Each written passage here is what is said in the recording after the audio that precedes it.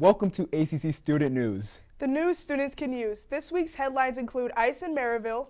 as well as CPS teacher who went missing. I'm Israel. And I'm Lucy. Here are this week's stories.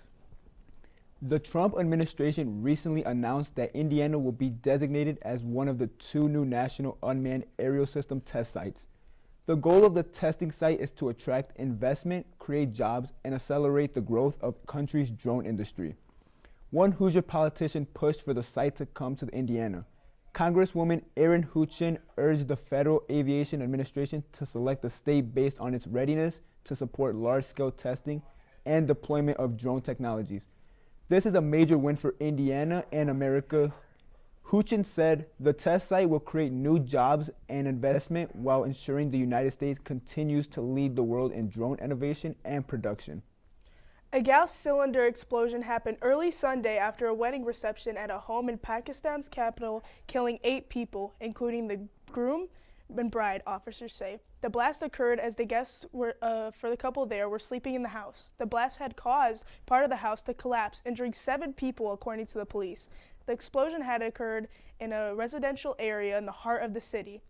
The explosions also said by some nearby homes were also damaged by what a government administrator has said. A Chicago public school, a teacher was found in Lake Michigan on Tuesday, January 13th. 53-year-old Linda Brown was reported missing by her husband a week before the Chicago Police Department had found her. Examination reports revealed that her death was a suicide. Brown's family, students, and her fellow teacher described her as a loving person, wife, and mother.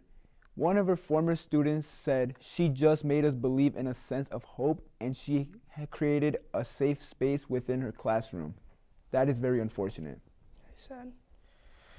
The U.S. health regulator on Tuesday asked drug makes to remove suicidal warnings about potential risk of suicidal thoughts from widely used GLP-1 weight loss drugs. The request also covers older drug Saxena, follows a review by the U.S. Food and Drug Administration that found no evidence linking GLP-1 to an increased risk of suicidal thoughts or behavior. The 2026 College Football Playoff National Championship is right around the corner, as the Indiana Hoosiers, who are currently 15-0 in the season, are seeking to win their first ever national championship title, while the Miami Hurricanes, who are 13-2 in the season, are looking forward to winning their 6th national championship title. Both teams are looking very promising, as Indiana dominated number 5 Oregon 56-22 in the national semifinals. On the other hand, Miami is coming off a 31-27 against number 6 Ole Miss.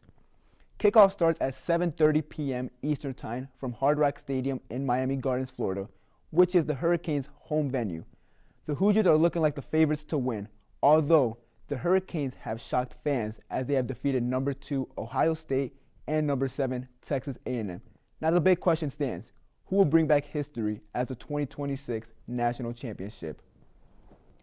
That's all the news we have for now. Stay tuned after this for more top stories.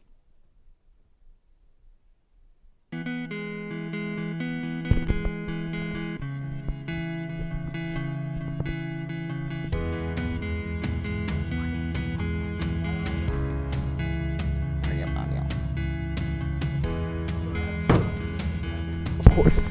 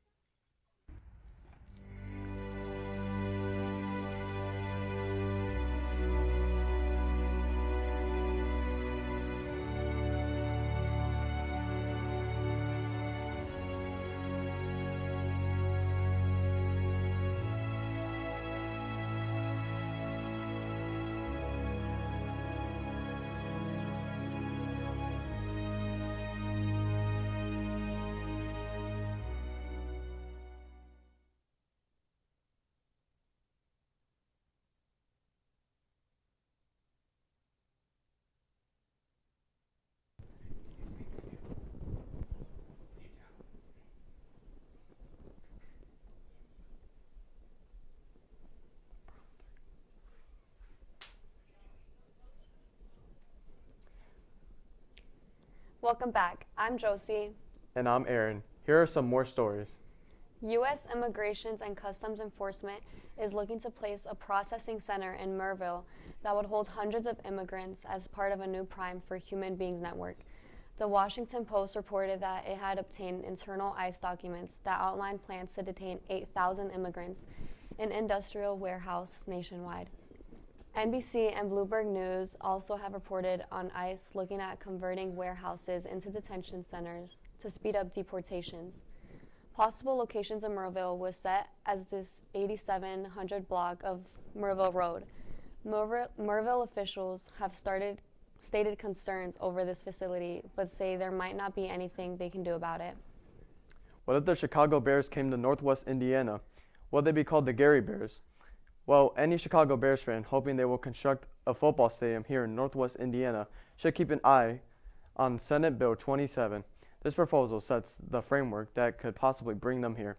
This 14-page proposal states that a public entity that owns a facility would exempt it from a property tax. According to the bill, any stadium leased to an NFL team must last at least 35 years. Indiana Governor Mike Braun is all for the Chicago Bears coming to Indiana and stated in his State of the State address that his administration is working hard to bring the Chicago Bears to the Hoosier State. Well, I think that the Chicago Bears stadium coming to Indiana, I think that's a really good idea. Yeah, I'm not really into football much, but I see people are like really interested in it, and it's good that it's like near here for people that live in Indiana. You know, it's close by and they could go and watch the game. I think it's a really good idea for everybody. Spanish prosecutors are studying allegations that Grammy winner singing Julia Iglesias sexually and physically assaulted two former female employees at his residences in Dominican Republic and the Bahamas. They had worked in his Caribbean residences between January and October 2021. Women's Link Worldwide, a non-governmental organization, said in a statement that it was representing the two women who has presented the complaint to the Spanish court. They had said the women in their testimony also accused Iglesias of regularly checking their cell phones and prohibiting them from leaving the house. He also demanded to work up to 16 hours a day with no contract or days off. On January 15, 2026, in Indianapolis, Indiana police are continuing to investigate an accidental shooting that left one man critically injured during a card game on early Thursday morning on Indianapolis's east side. Indianapolis police say officers were called to a home just after 2 a.m. where several adults were gathered together and playing cards. During the game of playing cards, a firearm was placed on the table and accidentally discharged, striking a man inside his home. The victim was found with a gunshot wound and was transported to a local hospital in critical condition. Police say no one else was injured during the incident. Authorities have described the shooting as an accidental and say there was no intention in it at all. A woman was taken into custody as part of the investigation. Though police have not released details about possible charges, investigators continue to interview witnesses and review evidence from the scene. No names have been released at this time as the investigation is still ongoing.